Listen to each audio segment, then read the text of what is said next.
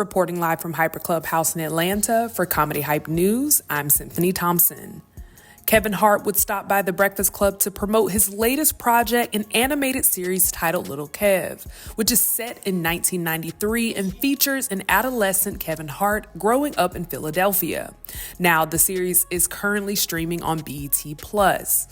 While on the Breakfast Club, Hart was asked about his new involvement with the NBA's Indiana Pacers team.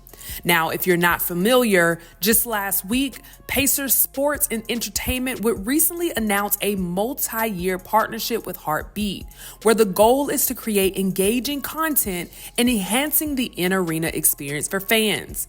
Hart spoke at length on how his company can help NBA and NFL teams tell better stories. One co-host on the show, Charlemagne, would ask Kevin if Heartbeat would call Mike Epps. Now, what's interesting about the question is the fact that Epps appeared on The Breakfast Club just several days before Hart. Epps is a native of Indianapolis, and when he appeared on the radio show, he was asked about being left out of the partnership. Epps' response, "It's politics. People outside of this business don't understand." Epps would go on to tell the host he reached out to Kevin when he had a show in Philadelphia, Hart's hometown, and implied the gesture should have been reciprocated now that Hart would be in Epps' hometown. Epps would then have jokingly say, "Kevin should have called me if he was in Indianapolis. I definitely called him when I was in Philly for a show, but he didn't answer the phone."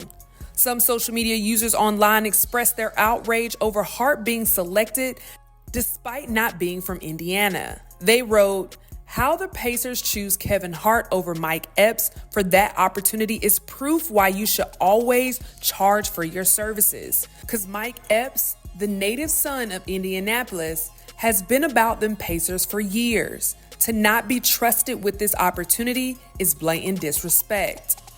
Now, when it came to the specifics of the new Pacers activation, during Hart's interview, he would break down how others, including Mike Epps, would fit into that mold. Here's an example, right?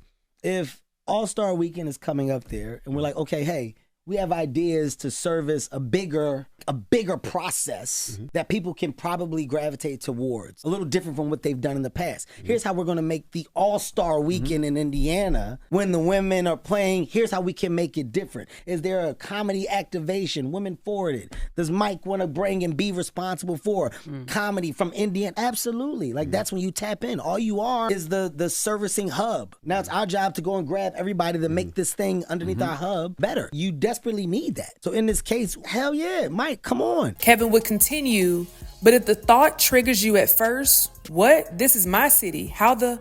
Well, you don't even get the next stage of opportunity. The opportunity comes from understanding the idea. Oh, dope. I can do something? Bet. I want to do this too. Absolutely. Here's how we're going to do it. That's business. That's how business is done. That's how you get to the place of success." Another co-host of the radio show, Jess Hilarious, would confirm with Hart that his company has not gotten a chance to call Epps yet.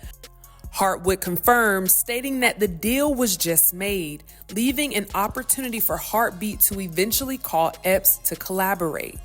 Despite the initial disappointment, Epps would reiterate there were no bad feelings on his part, as he would praise Hart for providing opportunities to up-and-coming comedians.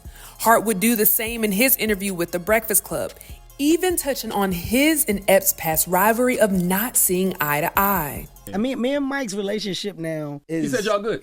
We're 10 times better. It took a long time to get to where we are now, but I'm happy at the road of like dumb shit because it got us to a place of real grown man shit.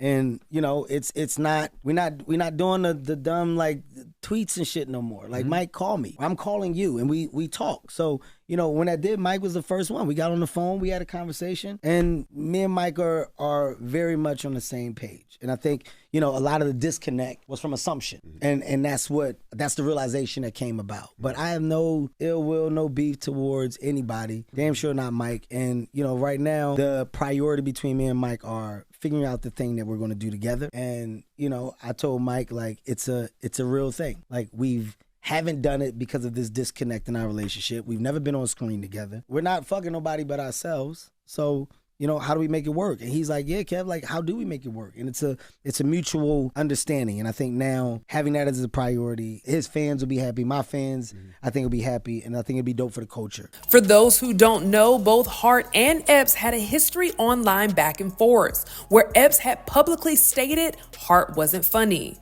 But now, so many years after the fact, the comedians are on good terms with one another. And according to Hart, the two appear to have regular discussions on possible projects they can collaborate on. So, what do you guys think about Kevin Hart's response to Mike Epps? Let us know in the comments below. And stay up to date with the latest news and comedy by subscribing right here to our YouTube channel.